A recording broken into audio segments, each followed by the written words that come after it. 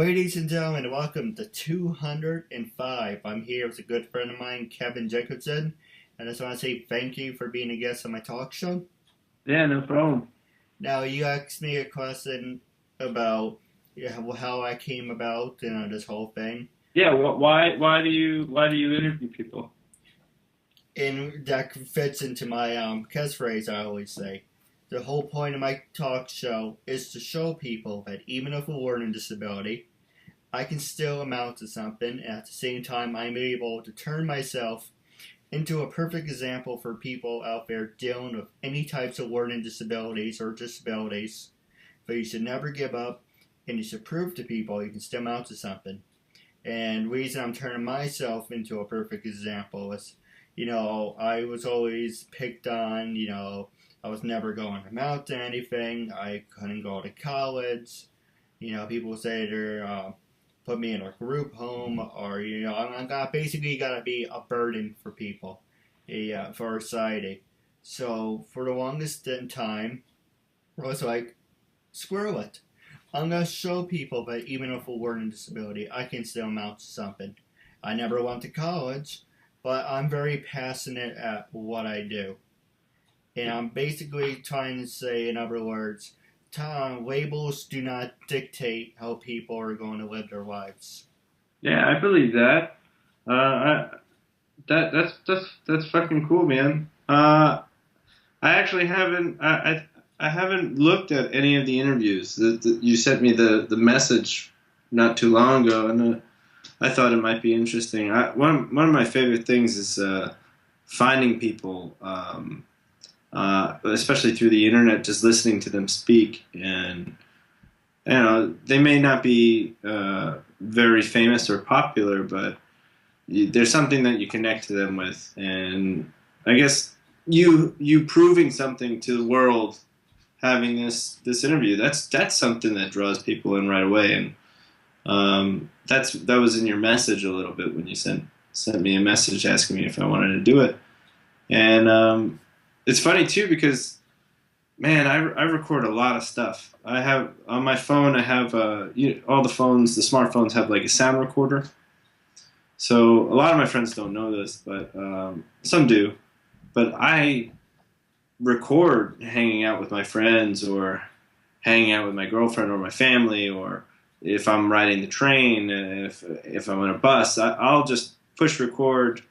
With no plans. I'm not going to start a conversation, but if a conversation starts, or this whole night happens, and I have like a 10-hour recording, and there's a really good 2-hour piece in there, I could cut the rest out, and I have these audible memories, which, takes real time to listen to, but, you could do it while you're riding the train. You could just listen to these old things, and, I don't know, it's a really fun thing, so... I don't know. I just rambled on for a little bit. Yeah, this is your time after all. You can say anything you want. Gloves off. Yeah, I did do want to apologize for one thing that I mentioned, but I mentioned we kind of had a rivalry back in high school. That we did. It was the morning show. I came up with the idea for the morning show. Oh, really? And I'll tell you the story about it because it's the first time for you hearing it. I came up with the morning show. I used one of my siblings because as an inspiration. They think I'm an ass kisser. But I always noticed in each room there's a TV. And I said to Mr. Earl, wouldn't it be cool to have a morning show? Yeah, we used to do that, but we don't do it anymore. Right. But I said, well, can I do it? Okay, have at it. Unfortunately, I wasn't the same person who I am now. I was. I didn't know who to talk to, how to go about it. So it kind of fell through the cracks, but Mr. Earl really liked the idea. Yeah. And that's where you came along, and Josh Cohen's, and Jordan, I don't know if I said his name already, but you guys came along, and it's like, son of a bitch, they took my idea. Well, actually, you want to know how it happened on our end? Sure. So we were all friends in and we happened to have similar classes. I don't think Josh Cohen so much, but it was Mike Lennon, Drew Kaufman, I think even Jordan Iannucci, and Danielle Wassel, and I'm not sure if Max Lewin hung out in the art wing, but we were all in the art wing. Right. You know, when you came into high school, you went right for the art and left for the technology. So we were all hanging out. Even after school, we would go over there because when we became seniors, we became art majors. And I wasn't sure if we all became art majors because we weren't good at anything else, or it's just because it was the most fun for us and, you know, we could express ourselves a little bit. And I especially was kind of like a problem child or a problem teenager. I caused a lot of problems. I disrupted classes. I always made jokes. I talked a lot. And sometimes, you know, my jokes would go as far as breaking the vegetables or the plants, that the gourds that were used for the still life. Because what's better than drawing a still life painting or painting a still life, you know, scene when all the, you know, the fruit's broken? That's kind of cool, right? So I got in trouble a lot, and we had to pick. I don't know if you did, but we had to pick majors for as a senior, like something you wanted to specialize in. Right. And we did art as a major. So one of the classes, it was like first period or first or second period, was crazy because right in the beginning of the day, teachers don't want to deal with me, Drew, and Mike all in one room together. So right in the beginning of the day, we had this class called Portfolio Prep. And the class was to work on your projects so you could build a portfolio. So when you're applying to colleges, you can show them all the work you've done. But we all kind of liked, I mean, Mike painted, but we all really wanted to make movies. We wanted to make videos. And you can't just make a video like, yeah, you can pick up a camera and make a video. You could do anything you want. But like with us, we had bigger ideas, and it would take more than just like being in one period every other day in the beginning of the day to do it. Like, it was tough. So they didn't know what to do with us. We weren't producing work for our portfolio. And it was Mrs. Bailey and Mrs. English. I wish I knew their first names. But they were our teachers for video production, if you remember. You take video production in high school? The teacher I had was Chris Truitt. Oh, yeah, Truitt. Lennon and Kaufman also had Truitt as well. But I knew English and Bailey. And so Mrs. English was good friends with Mrs. Ackerman, who was in charge of the art wing. And also Mrs. I can't remember all the names. But anyway, they all came together. They're like, these kids are fucking crazy. We need to do something with them. They get them out of my fucking class. Like every morning, if we could get them out of our class and have something for them to do so they're not destroying things, fucking shit up, whatever, we need to figure it out.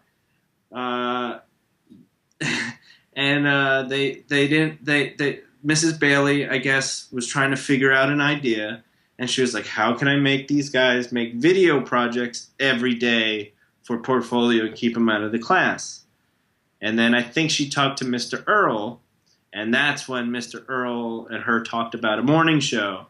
And now you have like 5 or 6, and like 3 or 4 of us are delinquents. And then Josh, I don't know how Josh fell into it. I guess he was an art major. I'm not sure what class. I guess he was in portfolio prep. I don't remember. Oh, yeah, I do. He showed a movie, you can search it on Google, called Checkpoints. It's a movie he wrote and directed in high school. It's really good. I'm also in it. I play Harvey Schlicknad, a Balky Eastern European traveling salesman. Where was it going? Oh yeah, so they had to figure out this way to keep us busy. They had the morning show, and they gave it to us, and we were like, wait a minute. you're going to give us access to all the TVs in the school. Us. The people that you just kicked out of the art wing for being menaces, for being awful people. You're giving us access to all the TVs? Sure, we'll do it. Yeah, yeah, we'll do that. Even then, we slacked off a bit because, like, I mean, we were young. We knew what we wanted to do. We knew what we liked doing, but like we weren't good at doing it. I mean, some of us more than others, but and not the same for everyone. But like at that age, for us, we were more about enjoying each other and having moments of like sheer ecstasy based on the pressure of the situation we were in. So a morning show kind of exercises that all the time. Well, not all the time. I mean, there's like the pre-production phase. Because I think when we did it, it was 1 a week or 2 a week or something like that. And I think now, I actually have no idea now, but I think when Pete, it was like every other day. I don't remember how it was. But when we were on that show, they tried to include everybody on the show to a degree, whether directing or writing a segment. And the writing was so boring. It was just reading the morning announcements, and those are fucking boring. Like, today for lunch we're having chicken patties again. So when we would write it or when we would read it, like I loved reading it because you would read it and then you would try to find places where you could put jokes that weren't written in because nobody was writing in jokes, and if they did write in jokes, it was awful. So you would be reading like, so today at lunch we'll be having chicken patties with a side of despair. And like we'll just add things like that. I don't know if that was ever said. I doubt it. But yeah, so we did that, and we didn't steal the idea. It was just them trying to figure out how to get rid of us. Well, I'm glad we cleared up the air, but also I do want to apologize for it because we knew each other for a long time, growing up on Pine Tree. My first memory of you must have been in Pine Tree in gym class. My first memory of you is we were standing next to each other in gym class, and I said I liked your shoes because they were like very clean and white. Right. And that's my first memory of you. And you kind of shied away. You didn't answer me. And then that's when I was like, okay. I still like those shoes, though. Well, like I said, I'm to sum up. Well, I'm gonna ask you this question, but going back to me, I wasn't the smartest kid in. I know it's cutting in and cutting out, but I'm gonna ask you this, but I'm gonna answer it first. I wasn't the smartest kid in the world. Uh-huh. Yeah, I did a lot of stupid things. Oh, yeah. And you probably know it's the whole and all that BS. Actually, I don't. What are you talking about? Oh, I can get to that. But, I do stupid things, but people think I do get a reaction. Sometimes I do get a reaction. But I kind of wish I had someone to mentor me. So, there was kind of hostility between me and you and Evie over the years. So I just wanted to apologize, and going forward, I'm just extending my hand to you and friendship. Oh yeah, man. I don't particularly remember any hostility, but if there was, I apologize, and I appreciate your apology. Now, for the you remember when Mr. Earl said, "Well, this is one whole big thing," and like I said, I haven't done my interviews as of late, so I'm kind of rusty. Yeah. Oh, you're just talking. We're just talking. Remember the rules where Mr. Earl said you can only be here at certain times? Actually, can I be just a quick side story about me and the audiovisual club? Sure. Or any club for that matter in that wing, which is, I like how the place is separated in wings. So that's like the drama AV wing. When I was in there, I remember like signing up for the AV club 3 years, like in freshman year, and showing up once and then never showing up, or doing the radio like a few times. But like I always felt like Mr. Earl did not like me because I was because of the same reason that we were put in the morning show, loud and obnoxious, not funny to older people. But so every time I was in there was to hang out with like Mike, Josh, Drew. If he was in there, he wasn't really in there as much. But like those were my friends, and I went in there not to be part of AV Club, but just like to hang out with some friends. And every time he made rules or made plans, I didn't know what they were because I didn't care. And I did the same thing. I stopped. I wasn't even in AV Club. I wasn't in the AV photo. I hung out in drama club all the time. I was never in drama club. I actually was in the drama club photo though. I got in trouble for it, but I snuck in. I've also at the end of, I think it was Fiddler on the Roof, I bowed with the actors and all the cast and crew of the play, and I didn't do anything in the play. But anyway, go ahead. So Mr. Earl made a new rule. What was the new rule? Well, it's all in my book that I'm working on. But basically, I had this teacher named Valerie Seddons. Uh-huh. And she didn't like the fact that I was always in. I just read in the chapter that I wrote in my book. She didn't like the fact I was always in AV during study halls or my free periods. Okay. So she got this bug up her ass, saying, I want to see what the big attraction is. And that's when she came in, you guys are there, Sarah, Meg, and Megan, everyone was sitting around. And I was sitting next to Megan and Safina. And she pulled me out. And the next thing you know, the next day, Mr. Earl said, yeah, next year, it's got to be some new rules. You're only got to be here when you're supposed to be. And everyone was pissed. And it's like, well, whose fault is this? It's Keith. It's all Keith's fault. So basically, I was blamed. Blame the handicapped kid who can't defend himself.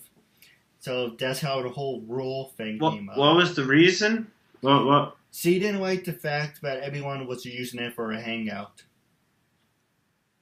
So she didn't like the fact that you were hanging out. Yes, and so when she found out where you were hanging out, she saw that all these other kids were hanging out. Yes. So she was like, fuck that, you can't all be hanging out.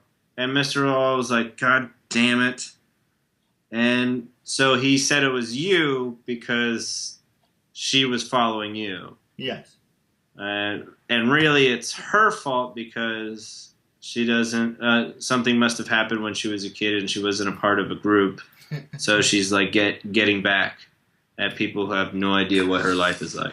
And here's another funny story. It got to the point how I got into AV was basically in freshman year. I was always sitting against the wall, and Mr. Earl said, "Aren't you blah blah blah?" I don't give out my last name on the air. People just know me as Andrew. So aren't you blah blah blah? And I had your whole family in the school. But why don't you come down to EV and make something of yourself? So I did. October, I was failing. He wanted to see my grades for some reason. And again, this is in my book. Mm-hmm. He told me to get out. He's like, you can only be an AV if you're passing. I only had 65s. And I felt like someone stuck a knife in my heart. Yeah, I know that sounds corny, but I really fell in a place where I can express myself. I have my own show. I have a group of friends. And all that was being taken away because they didn't understand the fact that I had a learning disability. So he told me to get out. As I was leaving, I started to get hysterical, started crying. And he said, don't cry in here, I don't want to see that. So I was sitting in the hallway outside his door. Meg comes in, again, exactly in my book. Meg says it wasn't matter. I couldn't talk, I was too upset. She said, why is Keith in the hallway? He's crying, he's making a scene. Mr. Earl said, I tell you what, make you a deal. You can be a part of AV, you better pass your class, You better show me that you actually giving a damn. But the first time you shrag off, you're banned until senior year. Wow. Did that make you do better in school? I still passed with 65s. Little did he know I was already passing.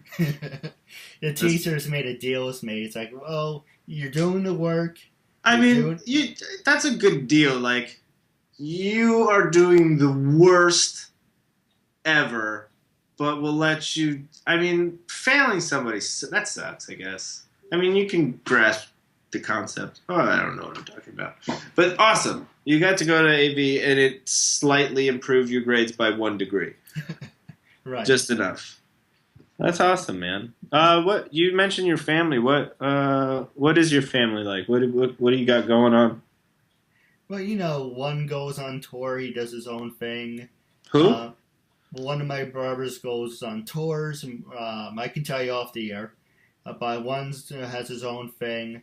My sister is a poetry writer. One's a school teacher. And how this whole show came about, everyone in my family had a learning disability. But Everyone? Yep, everyone in my family had a learning disability.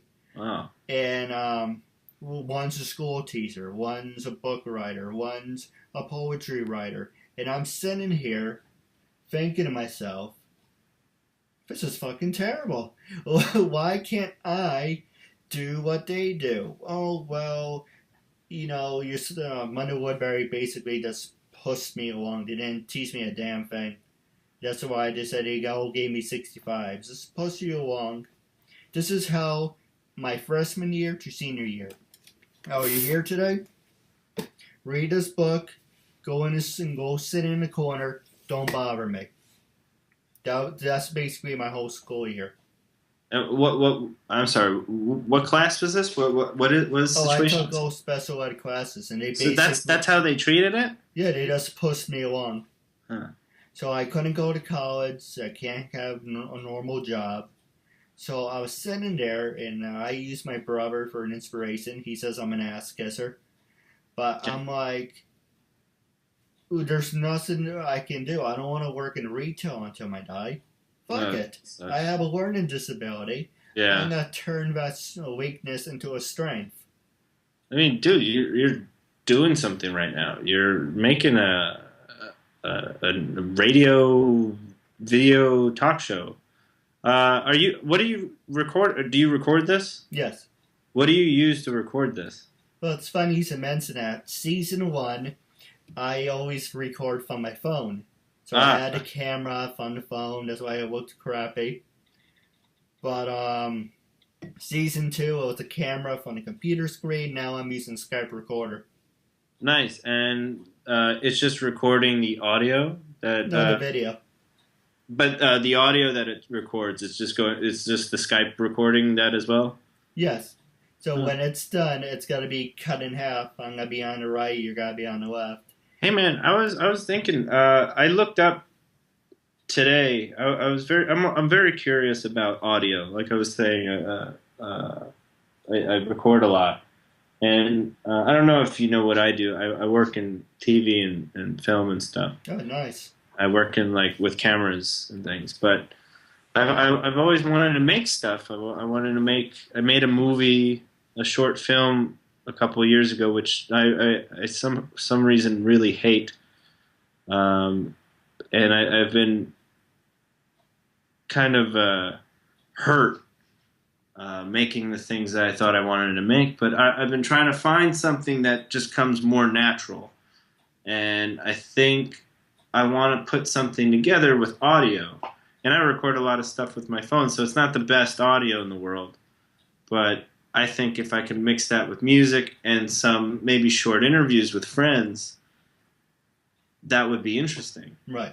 And audio podcasts and things like that is the easiest form of intake for information, because you can play that in all the void moments, all the moments that you're using to get from point A to point B, or you're doing mundane tasks. Like if you did work retail, and doing, like, you're just folding hundreds of articles of clothing, you can listen to something and retain that information while you're doing monotonous work. And that's like travel. Like, a lot of people read in subway cars, or they're on their phones or something. But you can fill that space with audio, with people talking to you. And I think that's like a really great way to get yourself out there. And even if it's not top quality recording audio, you could just take the audio transcripts of these videos. And I think releasing stuff on the iTunes store is free. You can just sign up and do it. If you have episodes, you can put all your seasons up on. I don't know how it really works. I've never done it before, but I'm pretty sure if you took all the audio from this, they might have an audio restriction, like it has to be a certain quality. Right. But you can take all the audio and put it on SoundCloud. I use SoundCloud all the time. My girlfriend uses SoundCloud. All my friends use. Most of my friends use SoundCloud. That's a great way to get it out, and there's no audio quality restrictions on that. And you know, these must be very interesting to listen to. I mean, right now you're just talking to what, people you went to high school with? For the most part, I interviewed actors, actresses. Well, ask me who I interviewed. I interviewed over 200. Yeah, who'd you interview? I interviewed over 205 people, thanks to Are you serious? 205 people? You've talked to 205. There's 205 videos on the internet right now of you talking to people? Well, to be honest, it was originally 300, but you basically... To be honest, it was 300. To tell you the truth, I got up to 300. I was so excited. And then I got, little by little, people said, yeah, my agent said it's degrading to be with people like you. You're hurting. Somebody straight up said it's degrading to talk to you? Yeah, they said it was degrading to be on your talk show. Degrading? It's hurting my career. I asked a lot of stupid questions. So my agent or manager didn't like the video quality. So from 300, I said, you know what? Screw it. Deleted everything. Yeah. So the reason I asked you for a permission slip is I'm only uploading interviews where I have permission. So now it's basically, make a long story short, a lot of people said, you want to do this right, you need to be copyrighted, you need to be trademarked. Right, yeah. You should definitely look into getting a release form. You can find them on the internet. Right. And then have people go on HelloSign.com or any of those online signing documents, official document signing websites, right, where people, all they have to do is click and like draw in their name, and that is a signed copy of something. And what it is just, it's a legal document written by lawyers, and you can find them on the internet. Just a release form, a radio release form or video release form. Just search at Google. You'll probably read them through, find the one that looks best for you, save that shit, and then email it to the people you're going to interview, and link them to a website they can use that makes it really easy for them to actually sign it. Because the way I agreed to you, technically that's me agreeing, but that's not a signed copy with my signature. It's just anybody could have been on the internet writing my name. But this, you require my email. I have to sign it. And, that could be cross-referenced with other signatures or whatever. But so that would be the actual way to do it, the legal way to do it. In your case, without a lawyer, just to have paperwork. Right. The reason I bring it up is because people say it should be copyrighted. Right. So I talked to a lawyer, lawyer/advisor. And they tell you to take it down or something, right? No, he said 1 year online base, you don't need to be copyrighted. 2, you could trademark yourself, but that's $2,000. But I don't see how you would be making that back, so you're just pissing away $2,000. Mm-hmm. However, I would come up with something where you get the person's permission, like I created. But thank you for your input. I'm going to look into it. Just saying, yes, you have my permission, or I ask a question, do I have your permission? And the person say yes. You have the date and time and the person's email. anything like that, just saying. Yeah, I guess that works, right? Right. All right. Okay. Cool. There you go. Hey, you got it. Yeah, I definitely think instead of using YouTube and just your website, check out SoundCloud. Check out podcasts. See, like if you could get inside somebody's ear, like I would. I mean, I'm going to try to be as humble as I can about this statement, but I'd listen to me talking to you. Yeah, I think that would be interesting. It. Now you asked me who I interviewed. I interviewed. Jordan was obsessed with this one. He wanted to know older wrestlers I interviewed. You interviewed wrestlers? Yep, I interviewed Sonny Ono, Vince Russo, Lenny Pablo, the brother of the Macho Man Randy Savage. What? You interviewed Randy Savage? No, his brother. Oh, his brother. that's I met MC Hammer's brother in an off-track betting facility in California once. That's kind of cool. Do you like Mighty Morphin Power Rangers? Who? Mighty Morphin Power Rangers. What about him? I interviewed Kurgan Mayhem. Who's he? He did Goldar. No way! You interviewed the dude that played Goldar? I interviewed, off the record, I interviewed Barbara Goodson, who did Rita Repulsa, Ron Axel, Ward Zed. I interview everyone, actors, I can't believe you interviewed the cast, the villain cast of Power Rangers. Funny enough, they're actually nicer than the heroes. Oh, I bet they are. The heroes are... It wasn't like... Didn't like one of them kill themselves and the another one got arrested? One quit because people were calling him a homo because he was gay. That was Billy. Zach was facing lots of racial prejudice on set. Zach, the Black Ranger that wears black, that's a big thing. I can imagine. But the villains were like aliens. There was no prejudice. I mean, the woman was like an evil witch, and she didn't wear anything crazy sexy or anything. She was just evil and annoying. Was she?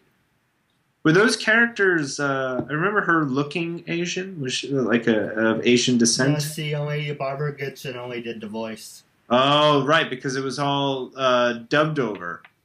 And there were two actresses, too. Right. Except for the hero stuff. The hero stuff is all Americans. Well, all the high school stuff. What do they call it? What was Angel Grove. What's that? Angel Grove.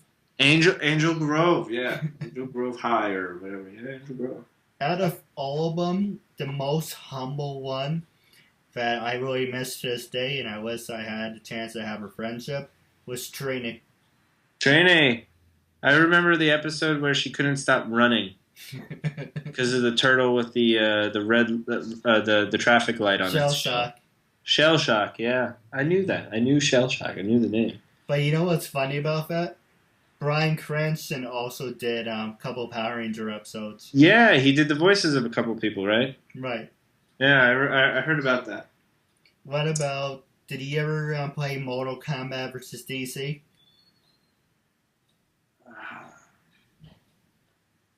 I think no, I didn't. I played the reboot of Mortal Kombat. The one versus DC. Yeah, sorry, I didn't mean to interrupt. No, which he did a character on that? No, I interviewed Richard Repcar. What did he do? He does the Joker. Oh, he does the Joker in Arkham as well, right? I think so, unless Mark Hamill took it all. Oh, no, Mark Hamill does it. That's who they had, Mark Hamill. Yeah. So, back to your interviews. So how many of your interviews are on the internet right now? Right now, 205, thanks to you. 205. And you see over the years, season 1 and 2, and there's different introductions and video qualities. Yeah. So, are you getting better? Do you feel like you're getting better at it? I do. I would like to have my own studio. Actually, Yeah, your background, you need some work, man. You got, I see all your clothes. I love this like light next to your wall, and then just like the cable that comes down. Lots of feng shui going on. What are these pictures of? That's a dream catcher. And what are the two ones below it? oh, I have a unicorn. That's awesome. I have my hero. I lost my first one, but my friend Andrew gave me this one. Brett the Hitman Hart. Funny Yeah. enough, I actually called into his talk show, and I told him the story. But like I said, when the video's done, it's got to be cut in half, so all this behind me, it's got to be very slim. You're not going to see any of it. You cut it out? Yep, it's a Skype recorder. You just go in, go to YouTube, what was it? Go to Man, Yahoo. for mine, you can't cut it out. I referenced that. You got to leave it in. People got to see it. People got to see where you live. I think I see a wrestling belt in your closet. Yep, that was my 1997 one. That's awesome. I recently actually changed the set. Originally, I was facing the opposite direction. I got to meet Milena Perez, Velvet Sky, Ashley, and I'm slowly becoming friends with them. But, Cool. like I said, it's a work in progress, so it's taking it. I like seeing the space you live in. I think that adds like it to me. It feels like it's I feel like I'm on a talk show, but I feel like I'm just talking to somebody. And Right. it doesn't feel super formal. Yeah, it's cool. Hey, I gotta hold on. I'll be right back. Pictures on my wall. I can't move my computer because the network card doesn't work, so I have to plug, or the Wi-Fi doesn't work on it. I have to plug it straight into the router. But on my wall, I have this, which is just like a very small print of a painting with a woman with a giant butt, and then a smaller woman angel with the giant butt worshiping the giant butt. And then I have this metal tin plate of a bear crossing a fallen tree over a river with a waterfall behind him. It's majestic as fuck, and it belonged to my dead grandmother. It's really nice. Yeah, these are the two things in my room that are pretty cool. I have a giant print of, I think it's called Head by Basquiat, and that was given to me by my girlfriend, and that's like one of the coolest things I own, but it's too big to bring out, and I can't bring this in there. But yeah, that's what's in my room right now. And the coolest thing about this plate is I put Velcro on the back so I can rip it right off the wall and stick it right back on. That's a good idea. Yeah, you'd be surprised how many times. Well, actually, you probably wouldn't be surprised how many times I ripped this off the wall to show people. Well, wrapping up, two questions I'd like to ask you real fast. Yeah, sure. The first one is, do you still keep in touch with everyone from eBay, number one? And do you have anything you want to ask me? This is your time, after all. I've asked you quite a bit. But yeah, who I know from AV. I'm going to take a guess. Oh, I ran into Max Lewin. You know Max Lewin? Right. He was in AV, right? Yep. Well, he was in a part of the morning show, so I assume that. I ran into him. I worked with him the other day. Like I said, we work in TV and stuff, and we were on a shoot for this magazine called XXL. And he was on set, and I ran into him. So that was kind of cool. I've worked sort of with Danielle Wassel. She works for, I'm not sure if she still works for this company, but she worked for Vice, and I worked on a couple gigs, and I either ran into her at the office or at an event or something. And then I'm really good friends with Josh Cohen. He lives not too far away. And out of all my friends, I think I see him the most.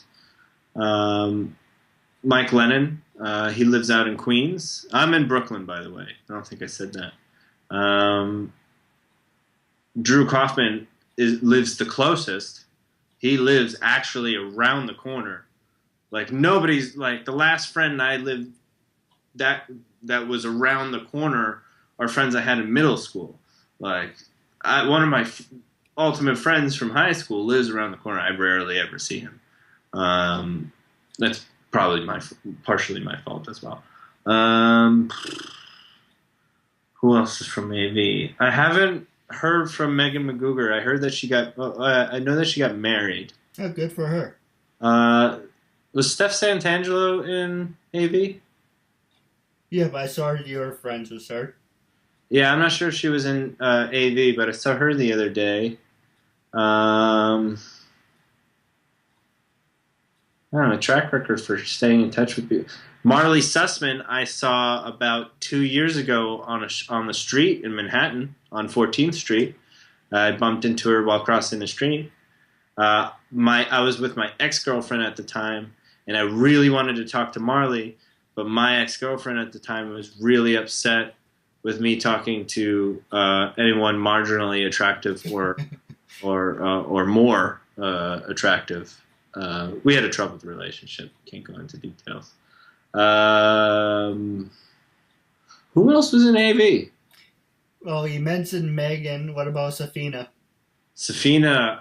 Last time I saw Safina was like 4 or 5 years ago. I think, actually, maybe even more. I think the last time I saw her, I was dating 3 ex-girlfriends ago. So that's a while. There's Safina. Do you still talk to Tony Nagel? No, Tony and Andrew want nothing to do with me. Andrew blew me off. He left I don't think I remember Andrew. Andrew left me in the comments, and he never apologized. Basically, there was this girl. Was he tall? Yes, he always hung out with Tony. Yeah, I remember there being a third, but I don't remember who. I can't remember his face. Basically, I remember you and Tony. Right. You guys always hung out together. And for some reason, they don't want anything to do with me. Whatever. People go their separate ways. I mean, I've dropped a lot of people from my life, and not like I didn't go out of my way to drop them. They kind of just fell out of it, and I would love to be able to attribute it to the things that have happened to me, the devastating things that have happened to me in my life. But really, it's because of this lack of energy, this lack of I just let things go too easily, meaning with relationships with people. And now, at this point in my life, I feel that I'm putting a lot more value into the ones that I have, to the new ones that I'm making now. I'm being a little bit more attentive to it. Still can use a lot of work. And for those old ones that I've either accidentally destroyed on purpose, or just simply forgot about, I'm trying to reach out in a very small degree. That might grow, that might never grow. But, that's what I'm doing. I'm trying to patch things up. I'm looking to get closer, because I know I did a lot of stupid things, and then EV was I mentioned Megan, Safina, and you. So yeah. I'm reaching out. I'm looking to get closer, saying I'm not the same person who I was back then. Can I have another chance? And you were nice enough too. And a lot of people are like Josh Collins. I reached out to him. He basically told me to go fuck off. But it's kind of what? Josh Collins told you to fuck off, or did he put? He must have put it in an all right way. He blocked me. He blocked you. And I was like, okay, I was just extending my hand in friendship to apologize. My no, but what nothing to do with you. He didn't understand. He didn't I was skeptical for a moment when you sent me that message. I didn't really know what the angle was. I thought it might be like a trap, like you were going to bring something up that I may have said when I was younger and stupid, and I thought it was going to be about that, but it turns out I'm having a really great time. I'm having a good conversation. I'm talking a lot, but I like it. It's fun. It makes me feel good. I took a chance, man. I had no idea what this was going to be about or what or like. Supporting a good cause, and you're making a new friend out of it. Yeah, man. I'd be happy to have another talk like this with you. This is good. I like this one. Now, when we go off the air, I have 2 questions for you. Oh, yeah, right. Wrapping up, I just want to say it was a real honor to have you on my talk show. Cool. I really enjoyed being on it.